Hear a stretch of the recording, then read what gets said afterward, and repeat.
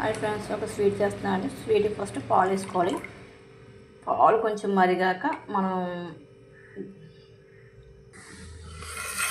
అలా పాలు మరిగాక దీంట్లో రవ్వ వేసుకోవాలండి. ఉప్మా రవ్వ, సూజీ రవ్వ అంటారు కదా ఫ్రెండ్స్. మనకి మిల్క్ తీసుకున్న దాన్ని బట్టి మిల్క్లో కొంచెం 3/4 కప్పు తీసుకొని సరిపోతుంది. గ్లాస్ పాలు అయితే 3/4 కప్పు మీరు రవ్వ తీసుకుంటే సరిపోద్దండి.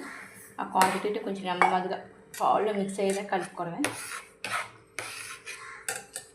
జస్ట్ ఇలా కలిపేసుకుంటే మనకి పాలు రవ్వ రెండు లాగిస్తుంది. బాగా జ్యూసీగా స్మూత్గా తయారవుతుంది. దగ్గరికి అయిపోయేదాకా మనం దీంట్లో మరగనివ్వాలి రవ్వని. రవ్వ పాలని అబ్జర్వేషన్ చేసుకుంటుంది కాబట్టి గ్లాస్ పాలు అయితే 3/4 కప్పు రవ్వ తీసుకోవాలి. పాలను కొంచెం తక్కువ తీసుకోవాలన్నమాట. 3/4 కప్పు గ్లాస్ పాలు అయితే 3/4 కప్పు అని సగం రవ్వని తీసుకొని సరిపోద్ది ఉంటుంది. జస్ట్ ఇలాగా పాలు రవ్వ ఈ స్వీట్ కూడా చాలా బాగుంటుంది ఫ్రెండ్స్. జ్యూసీగా మనకి రవ్వ ఆపేసుకుని మిశ్రమం కొంచెం చల్లగా పెట్టుకుందామండి. చల్లగాక పాలు తాగడం మానేస్తారు కదా ఫ్రెండ్స్. అలాంటప్పుడు నేనైతే స్వీట్స్ పాలతో ఏమేమి స్వీట్స్ చేయాలా అని ఆ పాలు అలా చేస్తాం. ఒకసారి పరవన్నం, ఒకసారి సేమియా అలా అన్నమాట. ఇప్పుడైతే ఇంక ఈ పాలతో రవ్వ ఈ స్వీట్ చేద్దామని ఉప్మా రవ్వ వేసి సూజీ రవ్వ ఇలా చల్లారుకొని ప్లేట్లో తీసుకోవచ్చు. ఇలా చల్లారబెట్టుకొని జస్ట్ చపాతీ పిండిలో కొంచెం ఒక 5 మినిట్స్ స్మాష్ చేసుకోవాలి. జస్ట్ ఇలా మనం స్మాష్ చేసుకోవాలి. 2 స్పూన్లు నెయ్యి వేసుకున్న బాగుంటుంది ఫ్రెండ్స్. మనం వేసుకుంటే మంచిది.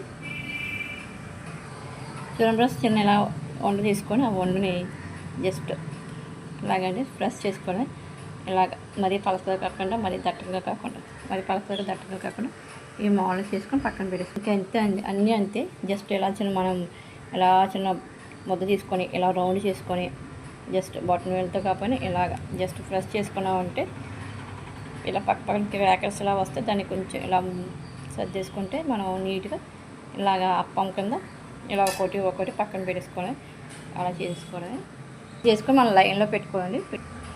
క్రాకర్స్ లేక స్మూత్గా ఓన్ చేసుకొని జస్ట్ ఇలా ప్రెస్ చేస్తే మనకి ఈ విధంగా కొంచెం దవసలుగా ఉండి జస్ట్ ఇలా నొక్కుని ఈ సేపు మరి పడదాం అన్నీ ఇలా చేసుకొని పక్కన పెట్టుకొని ఆయిల్ వేద్దాం. చూడండి, మనం ఆయిల్ డీప్ ఫ్రై చేసుకోవాలండి. అవన్నీ కొంచెం నూనె కాగాక అంతా డీప్ ఫ్రై చేస్తాం. స్టవ్ మీద పాకం సిద్ధపడుతుందండి.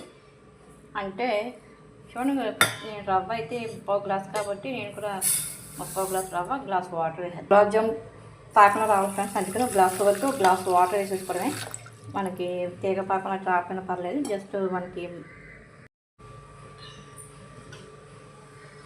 మనం ఆయిల్ కాగుతుంది కదా ఫ్రెండ్స్. ఆయిల్లో మనం ఒకటి వేసేద్దామండి.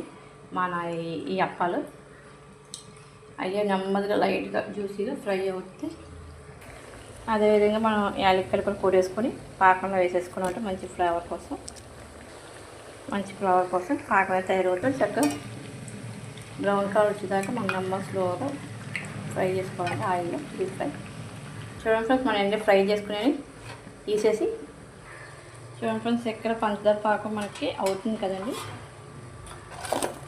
ఇందులో వేసేసుకోవడమే. 5 మినిట్స్ నుంచి వస్తే అదే మగ్గుతుంది. కడేద్దాం. ఇంకా తీగ పాకం వస్తే సరిపోద్దండి. అది పాకం అవసరం లేదు. గులాబ్ జామ్ పాకం సరిపోద్దండి. ఇంకా అంతగా మనం ఒకటి తీసుకొని టేస్ట్ చేద్దామండి. జస్ట్ ఇంకా ఒక ½ an hour అలా ఉంటే పర్లేదు ఫ్రెండ్స్. కొంచెం చల్లగా తింటే కొంచెం జ్యూసీ వేసేసి కొంచెం జ్యూస్ కూడా వేసేసుకొని చూడండి. మన స్వీట్ అయితే చాలా సాఫ్ట్గా లాంగ్ జ్యూసీగా చూడండి మనది.